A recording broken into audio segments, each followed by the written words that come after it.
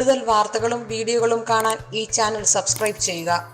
കൂടെ bell button അമർത്തുക. നമസ്കാരം.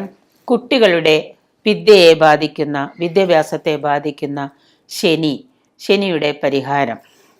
കഴിഞ്ഞ ദിവസം ഒരു മാതാവ് വിളിച്ചിട്ട് പറഞ്ഞു, എൻ്റെ മകൻ സ്കൂളിൽ പോയിക്കൊണ്ടിരുന്നു, നന്നായിട്ട് പഠിച്ചുകൊണ്ടിരുന്നതാണ്, ഇപ്പോൾ ഒന്നും പഠിക്കുന്നില്ല. അവനെ പഠിക്കാൻ പറഞ്ഞാൽ അവൻ ഭയങ്കര ദേഷ്യമാണ്, അവനൊന്നും പഠിക്കാൻ സാധിക്കുന്നില്ല. എവിടെയോ ചെന്ന് ഏതോ ജോത്സ്യൻ്റെ അടുത്ത് നോക്കിയപ്പോൾ പറഞ്ഞു, ഇവനിപ്പോൾ സമയം ശരിയല്ല, അതുകൊണ്ട് ഇവന് അവൻ്റെ കാര്യങ്ങളൊക്കെ പിന്നീട് ശരിയായിക്കോളും, അവനെ പിന്നെ വെറുതെ വിട്ടേക്കാൻ പറഞ്ഞു. എന്തായാലും അവൻ സ്കൂളിൽ പോകാതെ വെറുതെ മൊബൈലിൽ കളിച്ചുകൊണ്ടിരിക്കുകയാണ് എന്ന് പറഞ്ഞു. കുട്ടികളുടെ വിദ്യാഭ്യാസം എന്ന് പറയുന്നത് നമുക്ക് ഇന്ന് വല്ലാത്തൊരു ബാലികേറ മല പോലെയാണ്. കുട്ടികളുടെ വിദ്യയ്ക്ക് തടസ്സം വരികയും കുട്ടികളെ ഉദ്ദേശിച്ച തരത്തിൽ പഠനത്തിൽ പുരോഗതി ഇല്ലാതിരിക്കുക, കുട്ടികൾ സ്കൂളിൽ പോകാൻ മടിക്കുക, ഇങ്ങനെയൊക്കെ പല പ്രശ്നങ്ങൾ വരുമ്പോൾ മാതാപിതാക്കൾക്ക് സ്വാഭാവികമായിട്ട് അതൊരു വല്ലാത്തൊരു ബുദ്ധിമുട്ടാണ് ഉണ്ടാവുന്നത്. സാധാരണ കുട്ടികളുടെ ബാല്യകാലം മുതൽ കോളേജ് വിദ്യാഭ്യാസ കാലം വരെ പലതരത്തിലുള്ള കഠിനമായ പരിശ്രമങ്ങളും കഠിനമായ ബുദ്ധിമുട്ടുകളും ഒക്കെ നമുക്ക് തരണം ചെയ്യേണ്ടതായിട്ട് വരാറുണ്ട്. ഇത്തരത്തിലുള്ള ധാരാളം ബുദ്ധിമുട്ടുകൾ അനുഭവിക്കുന്നത് കൊണ്ട് തന്നെ കുട്ടികളുടെ പഠനം നല്ല രീതിയിൽ, ഇപ്പോൾ മെഡിക്കൽ എൻട്രൻസ് എഴുതി മെഡിക്കലിന് അഡ്മിഷൻ കിട്ടിയിട്ട് പോലും സ്കൂളിൽ പോകാനൊക്കെ കോളേജിൽ പോകാനും പഠിക്കാൻ പോകാനും മടിയുള്ള കുട്ടികളൊക്കെ ഉണ്ട്. സ്വയം തനിയെ തോന്നിയിട്ട് പഠിക്കാൻ താല്പര്യം കാണിക്കുന്ന കുട്ടികളാണെങ്കിൽ നമുക്ക് വിരോധമില്ല. പക്ഷേ കുട്ടികളുടെ പഠനത്തിൽ ബ്ലോക്ക് വന്നു കഴിഞ്ഞാൽ ആദ്യം തന്നെ നമ്മൾ ചെയ്യേണ്ടത് ഒരു ജാതകം എഴുതിയിട്ടില്ലെങ്കിൽ പോലും അവരുടെ ആ ജനിച്ച സമയവും കറക്റ്റ് ലഗ്നമൊക്കെ വെച്ചിട്ട് അവരെന്താണ് പഠനം, എന്താണ് അവരുടെ പഠനത്തിൽ അവർക്ക് താല്പര്യം, എന്തുകൊണ്ടാണ് ഇപ്പോൾ ഈ പറയുന്ന സമയത്ത് അവർക്ക് പഠനത്തിൽ ബുദ്ധിമുട്ടുകൾ വന്നിട്ടുള്ളത്, എന്തുകൊണ്ടാണ് ബുദ്ധിമുട്ടുകൾ ഉണ്ടായിട്ടുള്ളത് എന്ന് നമ്മളൊന്ന് പരിശോധിക്കുന്നത് നന്നായിരിക്കും. മാതാപിതാക്കൾ ആദ്യം തന്നെ അതൊന്ന് പരിശോധിച്ച ശേഷം ജാതകത്തിലെ മാതൃസ്ഥാനം, അതുപോലെ തന്നെ സുഖസ്ഥാനം, 10ാം ഭാവം, മന്ദാഷ്ടവർഗത്തിലെ ഏതൊക്കെ ഗ്രഹങ്ങളാണ്, മന്ദാഷ്ടവർഗത്തിൽ ഏതാണ് പഠിക്കാനായിട്ട് താല്പര്യം നിലനിൽക്കുന്ന ഗ്രഹം ഏതാണ്, ഇനി ആ ഗ്രഹത്തിന് എന്തെങ്കിലും മൗഢ്യമുണ്ടോ, മന്ദാഷ്ടവർഗത്തിലെ 10ാം ഭാവത്തിൽ 2ഓ 3ഓ ഗ്രഹങ്ങളൊക്കെ ഉണ്ടായിരിക്കാം, അതിൽ പ്രധാനപ്പെട്ട ഗ്രഹം ഏതാണ്. ഒരിക്കൽ പറഞ്ഞിപ്പോൾ ആദിത്യനാണ് ബലവാനായിട്ട് നിൽക്കുന്ന ഗ്രഹമെങ്കിൽ തീർച്ചയായിട്ടും അയാൾക്ക് പഠിക്കാൻ ഒരുപാട് തലങ്ങൾ ഉണ്ടായിരിക്കും. ചിലപ്പോൾ ചില ജ്യോത്സ്യർ നോക്കിയിട്ട് പറയും, ഈ പഠിക്കുന്ന 10ാം ഭാവത്തിൽ ചിലപ്പോൾ ആരാണെന്ന് നോക്കാതെ പറയും ഇവന് ഡോക്ടറാവാൻ പറ്റും അല്ലെങ്കിൽ എഞ്ചിനീയർ ആവാൻ പറ്റുമെന്ന് പറയും. അങ്ങനെ പറ്റുമ്പോൾ ചിലപ്പോൾ ആ കുട്ടി നാളെ വേറെ ഏതെങ്കിലും ഒരു തലത്തിലേക്കായിരിക്കും ചിലപ്പോൾ ആ സമയത്ത് ശ്രദ്ധ തിരിഞ്ഞു പോകുന്നത്. അപ്പോൾ അവിടെ ആ മന്ദാഷ്ടവർഗത്തിൽ നിൽക്കുന്ന ഗ്രഹം ബലവാനല്ലാത്തത് കൊണ്ട് ആ കുട്ടിക്ക് അതിൽ പഠനത്തിൽ താല്പര്യം ഇല്ലാതിരിക്കുകയും വേറൊരു തലത്തിലേക്ക് തിരിയുകയും ചെയ്യും. ചിലപ്പോൾ ആ സമയത്ത് കൗമാരപ്രായത്തിൽ 18 വയസ്സിൽ ചിലപ്പോൾ കേട്ടറിഞ്ഞ് വന്നിട്ടുള്ളത് ആ ഒരു തലത്തിലേക്കായിരിക്കാം. അപ്പോൾ ജാതകത്തിൽ ചിലപ്പോൾ ജ്യോത്സ്യൻ പറഞ്ഞിട്ടുള്ള ആ ഒരു പഠനവുമായിട്ട് ബന്ധപ്പെട്ടായിരിക്കില്ല ആ കുട്ടി പഠനം തിരഞ്ഞെടുക്കുന്നത്. അങ്ങനെ വരുമ്പോൾ പറയുമോ അന്ന് പറഞ്ഞ ജ്യോതിഷം തെറ്റാണ്, അല്ലെങ്കിൽ ജ്യോത്സ്യർ പറഞ്ഞ തെറ്റാണ്.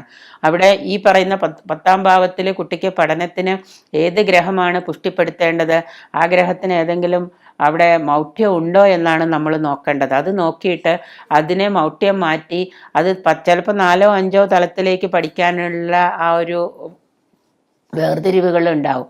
അതിലേതെങ്കിലും സെലക്ട് ചെയ്യാനാണ് നമ്മൾ കുട്ടിയുടെ മാതാപിതാക്കളോട് പറയേണ്ടത്. അതിലേക്ക് കുട്ടി കൂടുതൽ താല്പര്യം കാണിക്കുകയും കൂടുതൽ പഠനവുമായിട്ട് ബന്ധപ്പെട്ട് പോകുമ്പോൾ തടസ്സങ്ങളില്ലാതെ പഠനം മുന്നോട്ട് പോകും.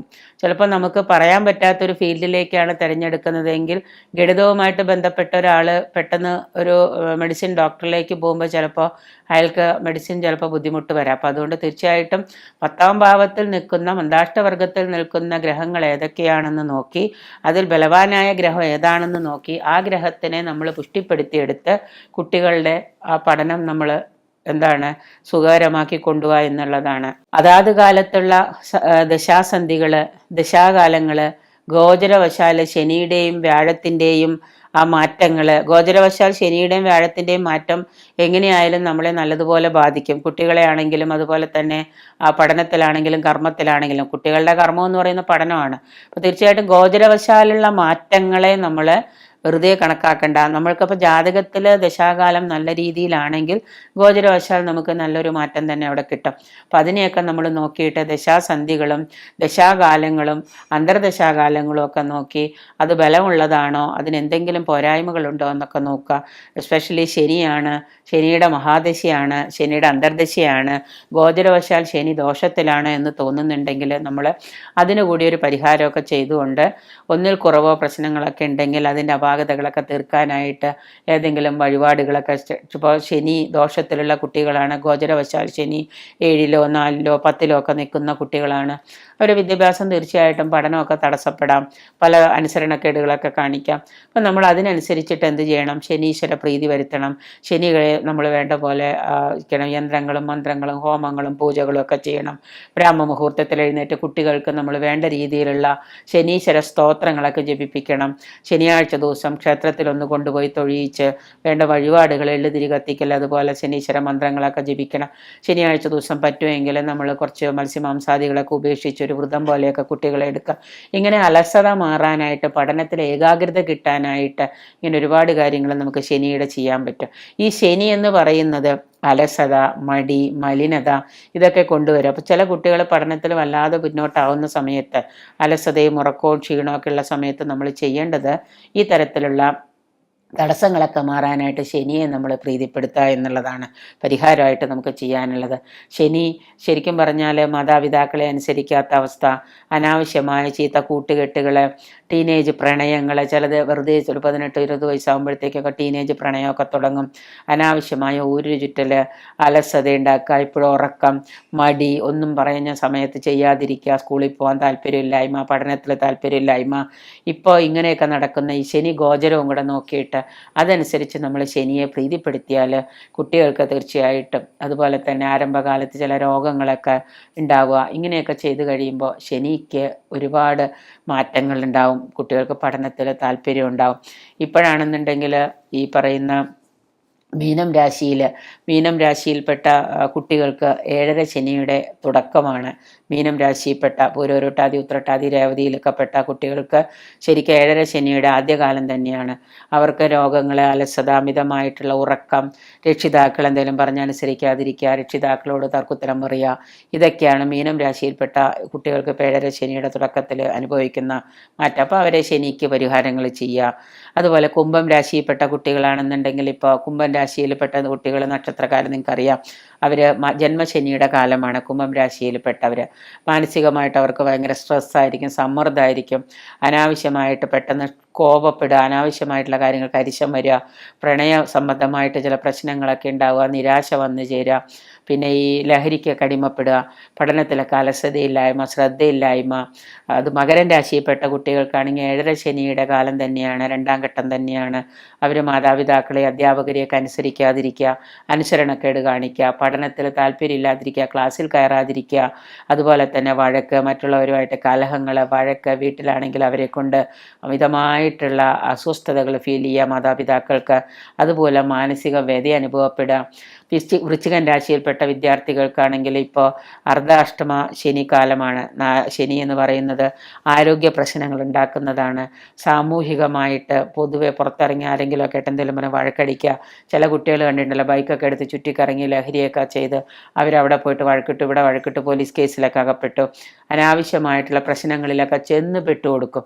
ഇങ്ങനെയുള്ള കാര്യങ്ങളൊക്കെ ശനി മൂലം വന്നു ചേരുന്നതാണ്. അതുപോലത്തെ ചിങ്ങൻ രാശിയിൽപ്പെട്ട കുട്ടികൾക്ക്, വിദ്യാർത്ഥികൾക്ക് ഇപ്പോൾ ശനി 7-ൽ, കണ്ടകനായിട്ടുള്ള ശനി 7-ൽ സഞ്ചരിക്കുകയാണ്. അങ്ങനെ ശനി 7 സഞ്ചരിക്കുന്ന കാലത്തിൽ പഠനത്തിൽ മന്ദത ഉണ്ടാവുക, ഓർമ്മക്കുറവുണ്ട്, എത്ര പഠിച്ചാലും ഓർമ്മിക്കാതിരിക്കുക, മറന്നു പോവുക പരീക്ഷ എഴുതുമ്പോൾ. അതുപോലെ തന്നെ അനാവശ്യമായിട്ടുള്ള കൂട്ടുകെട്ടുകൾ മൂലം, ചീത്ത കൂട്ടുകെട്ടുകളിലൊക്കെ ചെന്ന് ലഹരിക്കൊക്കെ അടിമപ്പെട്ട്, ശനിയാണ് ഈ കുട്ടികളെ ലഹരിയിലൊക്കെ ഏറ്റവും കൂടുതൽ അടിമപ്പെടുത്തുന്നത്. അപ്പോൾ ടീനേജ് പ്രായമൊക്കെ വരുമ്പോൾ കുട്ടികൾക്ക് ശനിദശയാണ്, ശനികാലം ഒക്കെ ആണെന്നുണ്ടെങ്കിൽ മൊബൈലിലും ഈ ലഹരിയിലൊക്കെ അടിമപ്പെടാതിരിക്കാനായിട്ട് അവരുടെ പറയുമ്പോൾ എല്ലാവരും പരിഹസിക്കും, എന്ത് സമയവ്യത്യാസം, ശനിയും ബുധനും വ്യാഴമൊന്നും അല്ല എന്ന് പറയും. പക്ഷെ തുടക്കം അങ്ങനെയാണെങ്കിൽ നമ്മൾ അതിനെ ഒന്ന് കൺട്രോൾ ചെയ്ത് തുടക്കത്തിൽ അതിന് കുറച്ച് സമയം മാറ്റിവെച്ച് കുറച്ച് പ്രാർത്ഥനയും ഭക്തിയും ഏകാഗ്രതയൊക്കെ ആക്കിയെടുത്താൽ തീർച്ചയായിട്ടും നമുക്ക് കുട്ടികളുടെ മനസ്സിൻ്റെ ചാഞ്ചല്യത്തെ നമുക്ക് പ്രാർത്ഥനയിലൂടെയൊക്കെ മാറ്റിയെടുക്കാൻ പറ്റും. അതിൻ്റെ കാരണങ്ങളാണ് നമ്മൾ മാതാപിതാക്കൾ കണ്ടുപിടിക്കേണ്ടത്. അപ്പോൾ ചീത്ത പേരുണ്ടാക്കുക, കൂട്ടുകെട്ട് വരുത്തുക, ഇതൊക്കെ ഈ 7-ൽ ശനി നിൽക്കുന്ന കാലത്ത് സംഭവിക്കുന്നതാണ്. മറ്റുള്ളവരുമായിട്ടുള്ള കൂട്ടുകെട്ടൊക്കെ വന്നിട്ട് അതിൽ നിന്നൊക്കെ ചീത്ത പേര്, അപവാദങ്ങളൊക്കെ വരുത്തി വയ്ക്കും ശനി 7-ൽ വന്നു കഴിയുമ്പോൾ. ഈ കർക്കിടകം രാശിയിൽപ്പെട്ട കുട്ടികൾക്കൊക്കെ ആണെങ്കിൽ ഇപ്പോൾ അഷ്ടമശനിയുടെ കാലമാണ്. അഷ്ടമശനി എന്ന് പറഞ്ഞാൽ കൂടുതൽ രോഗങ്ങൾ ഉണ്ടാവുക, ആരോഗ്യ പ്രശ്നങ്ങൾ. മിക്കവാറും ദിവസങ്ങളിൽ പഠിക്കണമെന്ന് വെച്ചാൽ തന്നെ സ്കൂളിൽ പോകാൻ പറ്റാതിരിക്കുക, പല ആരോഗ്യ പ്രശ്നങ്ങളൊക്കെ ഉണ്ടാവുക. ഇങ്ങനെയൊക്കെയുള്ള ഒരുപാട് ശനിയുടെ ഉപദ്രവത്തിൽ നിന്ന് അകപ്പെടാതിരിക്കാനായിട്ട് നമ്മൾ തുടക്കം തന്നെ അതൊക്കെ കണ്ട്, എല്ലാവരും യൂട്യൂബിൽ ശനിയുടെ ഗോചരവും ഇതൊക്കെ കാണുമ്പോൾ നമ്മുടെ കുഞ്ഞുങ്ങളുടെ പഠനത്തിന് ബാധിക്കുന്ന എന്തെങ്കിലും ഉണ്ടെങ്കിൽ അതുകൂടെ നോക്കി അതിനും കൂടെ പരിഹാരം ചെയ്ത് അതിനും കൂടെ മാറ്റങ്ങൾ വരുത്തണം. തുലാം രാശിയാണെങ്കിൽ 5-ലാണ് ശനി, വലിയ പ്രശ്നങ്ങളൊന്നുമില്ല.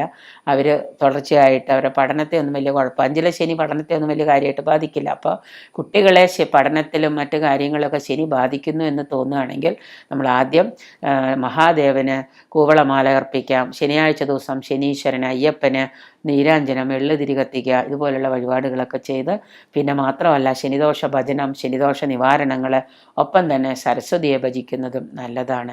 മാതാപിതാക്കളും കൂടി അവരോടൊപ്പം നിന്ന് എല്ലാ ശനിയാഴ്ച ഒന്ന് ക്ഷേത്രത്തിൽ പോവുക, ഒരു എള്ളുതിരി കത്തിക്കുക, ഒരു നീരാഞ്ജനം കത്തിക്കുക, ഒരു ശനീശ്വര ഭജനം ചെയ്യുക, കുഞ്ഞുങ്ങൾക്ക് മാതൃകയായിട്ട് നല്ലത് പറഞ്ഞു കൊടുക്കുക. ഇതൊക്കെ ചെയ്താൽ തീർച്ചയായിട്ടും നമ്മുടെ കുഞ്ഞുങ്ങൾക്ക് പഠനത്തിൽ ശനി ബാധിക്കാതിരിക്കാനായിട്ട് നമുക്ക് ശ്രദ്ധിക്കാൻ പറ്റും.